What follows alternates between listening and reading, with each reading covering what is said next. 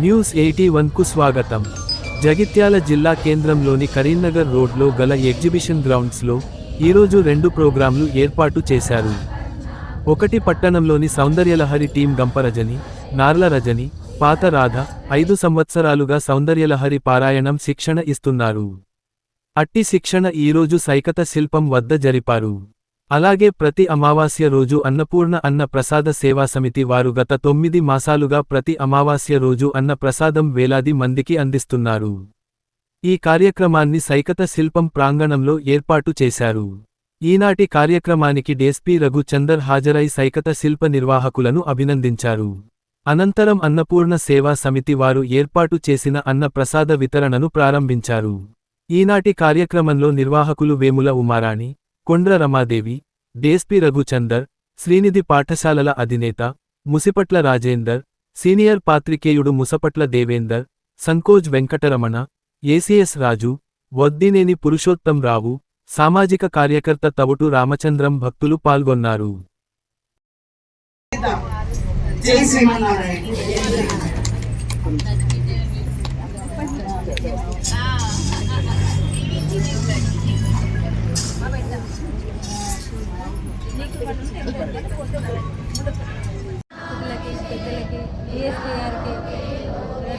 అమావాస్య రోజు ఇది ఇక్కడ పెట్టడం అనేది నేను చాలా గర్వంగా అనుకుంటున్నాను. ఎందుకంటే మీరు పెట్టడము అదే అమావాస్య రోజు ఈ స్వామివారికి మీరు అన్నదానం చేయడం అనేది అది మీరు ఈ మొదటగా ఈ అమావాస్య రోజు చేయడం అనేది నేను మంగళప్రదంగా నేనైతే భావిస్తున్నానండి. మీరు వచ్చి నాకు సహకరించి నేను వచ్చి అడగకపోయినా మీరే వచ్చి మేము పెడతాం అనడం అనేది ఆ స్వామివారి ఇచ్చిన సంకల్పం అండి. ఆ స్వామివారి కృపా కటాక్షాలు మీ అందరి దగ్గర ఉండి ఆశీర్వదించారు. అక్క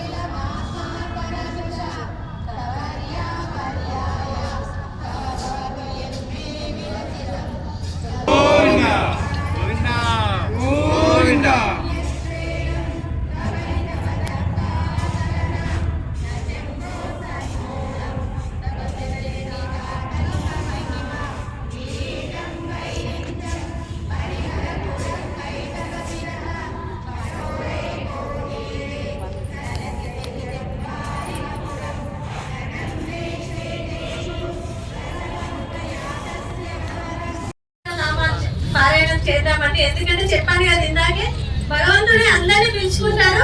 నేను అదే అన్నాను, ఏ ఒక్క రోజు కూడా ఈ రోజుకి 50,000 కావాలి ఇప్పటికి ఇప్పుడు అంటే ప్రజలు వచ్చి కూర్చుంటే అక్క ఎలా అంటే ఏం అసలు బయటకు వెళ్దామంటే లేదు. నేను ఎవరిని అడగాలో నాకు తెలియదు. ఎందుకంటే చెప్పాను కదా నాకు జగిత్యాలో నేను చేశాను బిజినెస్, కానీ జగిత్యాలో నాకు ఎవరు తెలియదండి. భగవంతుడు ఉన్నాడు, అక్క ఆయన నడిపించుకున్నాడు. అంత పెద్ద సంకల్పం ఇచ్చిన వ్యక్తి శిల్పి కూడా ఆ విధంగానే అనుకోని తన కోపంగా ఉన్నా కూడా అంత పెద్దగా చేసి మళ్ళీ మాకు బట్టలు పెట్టి పోయారు అంటే ఎంత అంటే తను నిజంగా చాలా, నేను తనకి శిరస్సు వంచి తన నమస్కారం చేస్తాను. నా జన్మకి అసలు ఇది సరిపోతుంది అన్నట్టుగా, అంటే ఇన్ని లక్షల ఖర్చు కూడా నేను ఎలా చేశానో కూడా నాకు తెలియదు. ఎందుకంటే కాలు బయట పెట్టకుండా భగవంతుడు ఇంతసేపు నడిపించారు. ఇక ముందు మీరందరూ వచ్చారు కాబట్టి నేను ఇందాక చెప్పాను కదా నా బరువు దిగిపోయింది. ఎందుకంటే ఎన్ని కష్టాలు ఎదురైనా కూడా తనైతే ఒక ఆకారం వచ్చి తన అందంగా తయారవుతున్నాడు రోజు రోజుకి అంటే ఆయన సంకల్పమే అండి. అందుకంటే నేను పెద్ద కోటీశ్వరం కాదు, నా వెనకాల ఏం లేదు, ఉంది ఒకటి అక్క. ఇందులో అంటే మనకి దేవేందర్ గారు మేము వెళ్ళగానే తెలిసి ఇలా అదేవిధంగా దేవేందర్ కానీ రాతోడు కూడా మినిస్టర్ కలిస్తే రాతోడు కానీ నేను ఫస్ట్ చెప్పిన శేఖర్ అంకుల్కి చెప్పాను ఇలా ఉంది అంటే అందరూ విన్నారు. కాకపోతే ఇది రాగానే వాళ్ళు వెన్నంటే ఉండి కూడా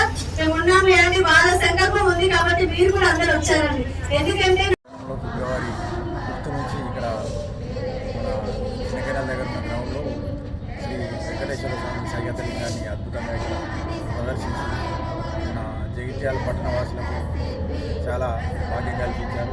ఇప్పుడే ఈ స్వామివారిని ఇక్కడ దర్శించుకోవడం జరిగింది. చాలా అద్భుతంగా ఉంది.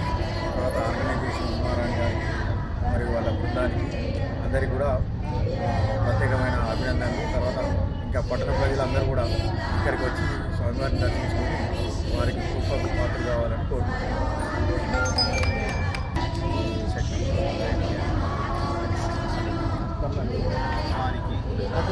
చేసిన డిఎస్పీ గారికి కృతజ్ఞతలు. మాకు ఇక్కడ అవకాశం ఇచ్చి అన్నదాన ప్రసాద విస్తరణ కార్యక్రమం జరుపుకోవడానికి అవకాశం ఇచ్చిన ఉమ్మగారికి, రమ్మగారికి, ఈ కార్యవర్గానికి అందరికీ పేరు పేరున ధన్యవాదాలు.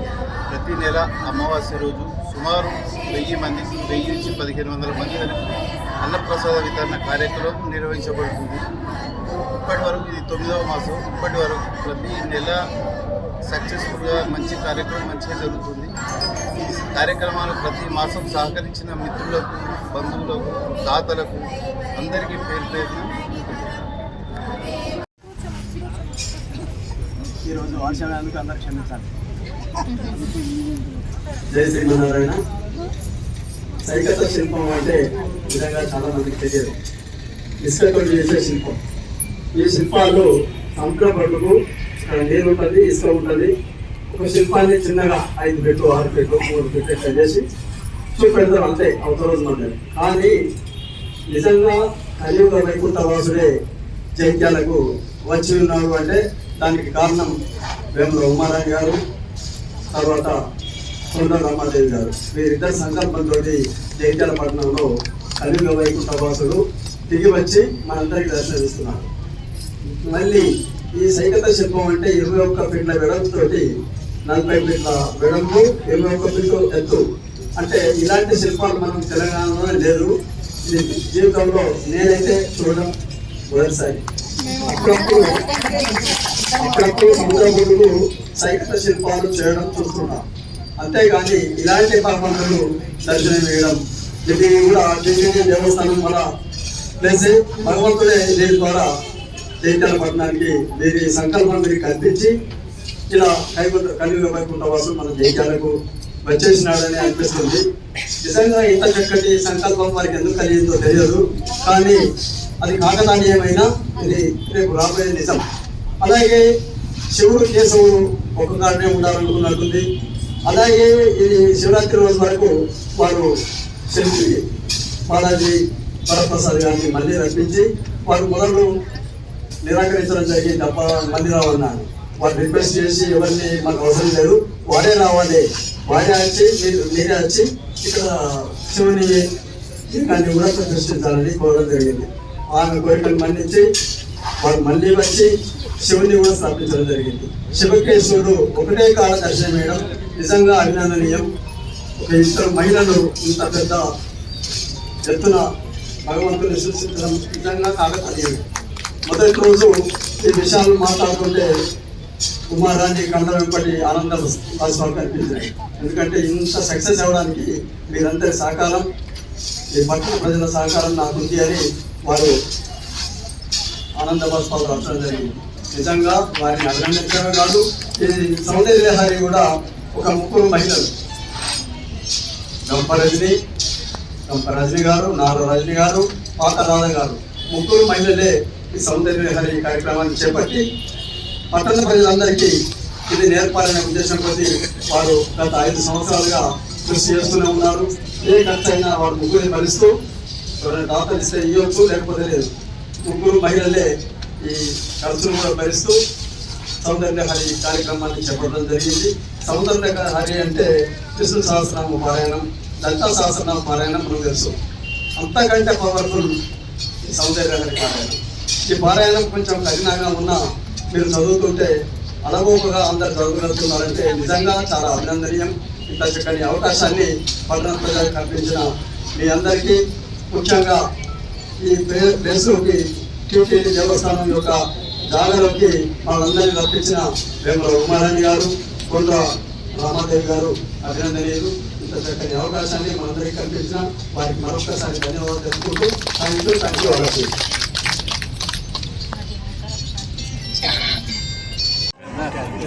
జై శ్రీమన్నారాయణ. ఈరోజు చాలా సుదినము. మన డిఎస్పి రవిచందర్ గారు కూడా సైకత శిల్పాన్ని దర్శించుకోవడానికి రావడం అభినందనీయం. నిజంగా వారు వచ్చిన నుండి ఎక్కడ ఎలాంటి కార్యక్రమాలకు ఆహ్వానించినా కాదనకుండా మా ఫ్రెండ్లీ పోలీస్ అంటే ఏమిటో తెలియజేస్తూ అందరితో కలిపిడిగా ఉంటూ చిరునవ్వు, వారి ముఖంలో చిరునవ్వు ఎప్పుడూ చెదరదు. ఏ సమయంలో చూసినా కోపం అనేది మనకు కనిపించదు.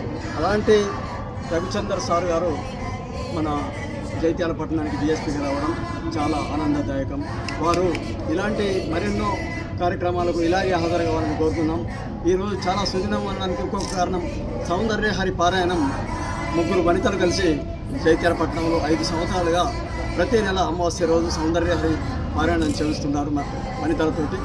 అలాంటి సౌందర్యహరి పారాయణం కూడా ఈరోజు మన సైకత శిల్పం ప్రాంతంలో చేయించడం జరిగింది. ఇంకొక సూచన ఏమిటంటే ప్రతి అమావాస్య రోజు అన్న ప్రసాద సేవా సమితి వాళ్ళు మన జైత్యాల పట్టణంలో ప్రతి అమావాస్య రోజు ఒక దేవాలయంలో వారు అన్నప్రసాదాన్ని అందిస్తున్నారు. ఎన్ని వందల మంది వచ్చినా పర్వాలేదు, 1000 కాదు 1200 మంది 1500 మంది వచ్చినా వారు భోజనాలు పెట్టడానికి సిద్ధంగా ఉన్నారు.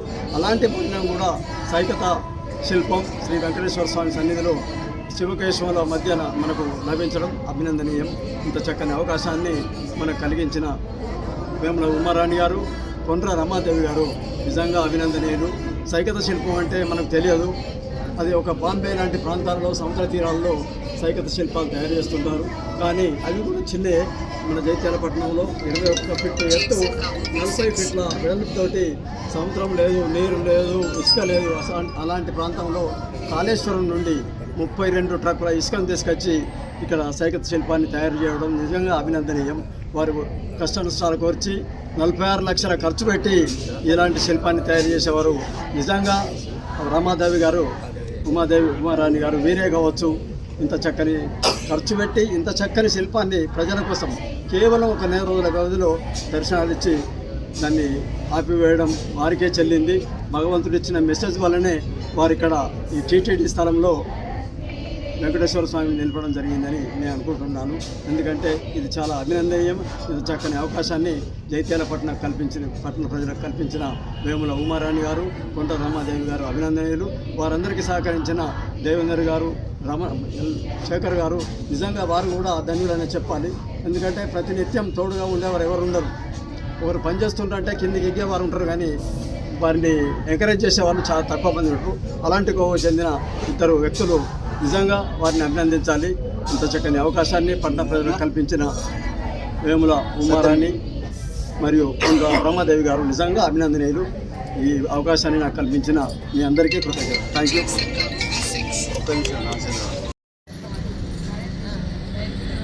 గోవింద నామాలు, విష్ణు సహస్రనామాలు, ఇంకా పారాయణ, ఇంకా నాకు కొద్దిగా పారాయణాల గురించి తెలియదండి. మీ లోపల ఎవరైనా అంటే ఇది చేస్తే బాగుంటది, వెంకటేశ్వర స్వామికి ఇదంటే ఇష్టము, 7 శనివారాల వ్రతం చేస్తున్నారు కదా ఇప్పుడు అందరూ, అది ఒకటే రోజు పెట్టుకున్నారు. మీరందరూ వచ్చి ఏ విధంగా చేస్తున్నాము అంటే 7 శనివారాలు అది చేసుకుంటాము. కుంకుమ పూజ మనకి ఏది వీలైతే అది ఏది చేస్తే బాగుంటది అని ఒక్కరు వచ్చి మీరు ముందుకు వస్తే 4 వస్తామండి. చినుకు చినుకు చెడువాన అయినట్టు ఇప్పుడు చూడండి, భగవంతుడికి ఫస్ట్ 1, 2, 3, 8 మంది కలిపినారు. ఇప్పుడు చూడండి జగిత్యాల కదిలితే ఎంత ఉంటుందంటే నిజంగా చెప్పాలంటే ఈ స్టేజ్ లో 10 days లో కూడా సరిపోదండి. జగిత్యాలలో అంత పారాయణం చేసే వాళ్ళు ఉన్నారు, అంత భక్తితో ఉండే వాళ్ళు ఉన్నారు, దేవుడిని నమ్మే వాళ్ళు చాలా ఉన్నారు. అందుకే మన జగిత్యాల అనేది నిజంగా చెప్పాలంటే నేనైతే ఎక్కడో పుట్టి ఎక్కడో పెరిగి జగిత్యాలలో ఉన్నందుకు చాలా గర్వపడుతున్నానండి. నిజంగా ఇక్కడ పుట్టిన వాళ్ళకంటే ఎక్కువ నేను సెటిల్ ఇక్కడ అయినా కూడా జగిత్యాలని చెప్పుకుంటే నాకు అదొకటి చాలా సంతోషం అండి. నేను ఇంటర్నేషనల్ ట్రిప్స్ వెళ్ళినా కూడా నేను గంగాధర్లో పుట్టి నేను ఇక్కడ అన్ని చేసి ఇక్కడ ఒక పేరు వచ్చింది అంటే ఎన్ని దేశాలు తిరిగినా కూడా ఈ తృప్తి రాలేదండి. ఎందుకంటే ఇన్ని డబ్బులు ఖర్చు పెట్టి కూడా ఎంత సంతోషంగా ఉన్నానంటే భగవంతుడు అయితే నా వెంబడి ఉన్నాడు కదా. ఏదో పెళ్లి చేసి మాట్లాడంటే అక్కకి 2 అమ్మాయిలు, అక్క ఒక అమ్మాయి పెళ్లి చేసుకుందాం అనుకున్నాము, భగవంతుడికి ఇచ్చే పెళ్లి చేస్తే ఎంత బాగుంటుంది, అయితే వైభవం అనుకున్నాం. ఇంతకంటే ఇంకా ఎక్కువ ఏం కావాలండి జన్మకి. ఎప్పుడైనా ఏ క్షణాన్ని ఏమైతుందో తెలియని జీవితం మనది. దానికోసం మనకి ఆరాటాలు, ఆరంభడ ఇవన్నీ ఏమి లేకుండా కోపము, బాధ ఇవన్నీ తీసేసుకొని బ్రతుకున్న దేవుడు మన వెంబడి ఉన్నాడు. చాలా సంతోషంగా ఉంటామండి. ఎన్ని ప్రాబ్లమ్స్ వచ్చినా కూడా ఒకసారి ఆయన ముందు నిలబడి భగవంతుని ముందు నిలబడితే అన్ని పోతాయి. ఇంకొకటి సూర్యుడు ఉదయించే ముందు ఎవరైనా ఉదయించే ముందు మీరు ఒక్కసారి తనని చూడండి, ఆ రోజు చాలా సంతోషంగా ఉంటారు. సూర్యుడు మధ్యలో పోయే వరకు మనం చూడలేమండి, అప్పటికి తను ఇట్లా కదులుతూ ఉంటాడు. తన శాంతంలో ఉన్నప్పుడు ఉంటే మనం కూడా శాంతంలో ఉంటామండి. ఎందుకంటే మనం లేవడం అనేది అది. ఓకే అండి, థ్యాంక్ యూ. ఇప్పటి నుంచి మీరు తనని పంపించే బాధ్యత లేదు. ఆనందాన్ని అందంగా తయారు అయ్యి ముస్తాబ్ అయ్యి ఆయన పరిపూర్ణత వచ్చిన తర్వాత మీ అందరిని పిలిపించుకున్నాడు అనుకుంటున్నాం నేను. ఎందుకంటే ఇక్కడ కొంతమందికి తెలుసు మేము ఒక్కొక్క రోజు ఒక్కొక్కటి తయారయ్యారు. ఇప్పుడు తను చెప్పారు కదా కళలో వచ్చిండు, ఇదంతా నిజానికి నేను చెప్పే మాటలు ఎవరికి కూడా నమ్మశక్యంగా కూడా ఉండవు. ఎందుకంటే జగిత్యాలలో మీరు ఇంతమంది ఉన్నారు, మీరు ఎక్కడో హుస్నాబాద్, మేమిద్దరం జస్ట్ బిజినెస్ లో ఉంటాము. బ్రహ్మముహూర్తంలో మేము మా కుటుంబానికి మార్చుకోవడం కోసం అంటే పిల్లలందరూ ఇప్పుడు చూస్తున్నాము ఈ సాఫ్ట్వేర్ లో వచ్చినప్పటి నుండి లేట్ నైట్ పడుకోవడాలు, ఉదయం అంటే మనం ఏ కార్యక్రమాలు చేయాల్సిన సమయాలలో పడుకోవడం, భారతదేశంలో ఉన్న మన కాలచక్రానికి మన విరుద్ధంగా బ్రతుకుతున్నాము. నైట్ డ్యూటీ చేయడము, మళ్ళీ తెల్లవాళ్ళు పడుకోవడం. అయితే అప్పటి నుండి మనము నేను గమనించుకున్నాను, అంటే నాకంత పెద్ద జ్ఞానం అయితే లేదు, నేను గమనించుకున్నది ఏంటంటే ఆరోగ్యపరంగా వ్యవస్థ అనేది బాగా కొంచెం దెబ్బతిన్నట్టుగా మాకు అనిపించి, మరి మనము ఇది ఇప్పుడు మన లైఫ్ స్టైల్ అనేది 70 సంవత్సరాలుగా వచ్చింది ఆల్రెడీ 60. మరి ఇప్పుడు ఇట్లా ఉంటే ఒకప్పుడు ఎవరికో ఒకరికి హార్ట్ స్ట్రోక్ కానీ షుగర్ అది విన్నాము. అసలు ప్రతి ఇంట్లో ఈ రోజు ఏమైతే ప్రతి ఇంట్లో మన కాలమానంలో కామన్ పాయింట్ లాగా అయిపోయింది. అంటే మెడిసిన్ లేని లైఫ్, మెడిసిన్ లేని కుటుంబం అనేది లేదు. అలా ఎందుకు జరుగుతుంది అనేది ఒక చిన్న ఆలోచనతో బ్రహ్మముహూర్తంలో మనమైతే లేదాం, పూర్వీకులు మనకు ఎన్నో నేర్పించారు కదా. సరే మనం లేవడం వల్ల ఫస్ట్ నా కుటుంబంలో నా పిల్లలు వేస్తే చాలు అనుకోవడం ఒక చిన్న ఆలోచన నుండి వచ్చింది. దాని తర్వాత మాకు ఒక తమ్ముడు ఉండరు కరీంనగర్లో, తను చాలా హార్డ్ వర్క్ చేస్తాడు, పవన్చారి అని. తను కూడా స్టార్ట్ చేయడం, దాంట్లో నేను ఉండడం. అప్పుడు కొంచెం నాకు ఇంట్లో అమ్మ సిక్ అయింది, దాన్ని చూసుకుంటే ఇంకా నైట్ అంతా నిద్ర లేకుండా ఉన్నాం. ఏమో లేదని ఎంత తెలిసినా కూడా ఒక టైంలో డిసప్పాయింట్ అవ్వడము. కానీ ఆ టైంలో నాకు ధైర్యం అవసరం ఉందేమో, ఆ భగవంతుడు అలా నాకు చెప్పడము. మేమందరం ఒకరు ఇద్దరం వీడియో కాల్, ఓన్లీ వీడియో కాల్లో లేచిన తర్వాత అలా మెడిటేషన్ చేసుకుందాం అనడం.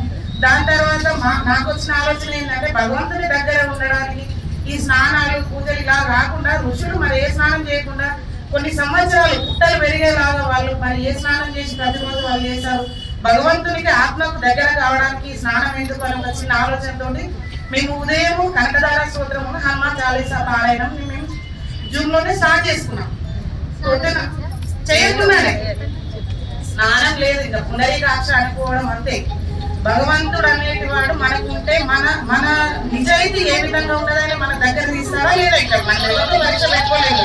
ఫైనల్ గా అయిన జడ్జిమెంట్ ఎట్లా ఉంటుంది అని ఒక చిన్న ఆలోచనతో మేము లేచి అంటే మన కాళ్ళు చేతులు కడుక్కొని ఇప్పుడు ప్రతి ఒక్కరు ఏంటంటే మన హిందువులు నేను గమనించింది మనం స్నానం అయిన తర్వాత ఓన్లీ పూజ చేస్తాము, దాని తర్వాత చేయము. కానీ అదే ముస్లిమ్స్ 5 సార్లు వాళ్ళు చేస్తారు, క్రిస్టియన్స్ ఎక్కడ పడితే అక్కడ చేస్తారు. ఇంకా మనం కూడా అలా చేస్తే ఎలా ఉంటుంది అంటే మన ఎనర్జీ లెవెల్ ఎట్లా ఉంటుంది అనే దానికోసము మేము ఒక చిన్న ప్రయత్నము స్నానం చేయాలి చేసినాం. మేము కొంతమంది చేయకుండా ఎలా మేము చేస్తే కూర్చుంటాము ఎట్లా జరగడం.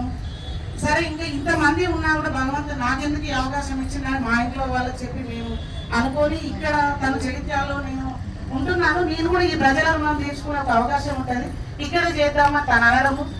ఇంకా దాని తర్వాత జరిగింది ఏంటంటే 13 రోజులలో స్వామి వారిలో కూర్చున్నారు. తను అన్న తర్వాత నేను 46 సంవత్సరాల వరకు కూడా నేను తిరుపతి దర్శనం కాలేదు. నాకు మాట్లాడుకున్నాక నేను కాశీకి వెళ్దామని లగేజ్ సర్దుకుంటే అక్కయ్య మీరు ఒకసారి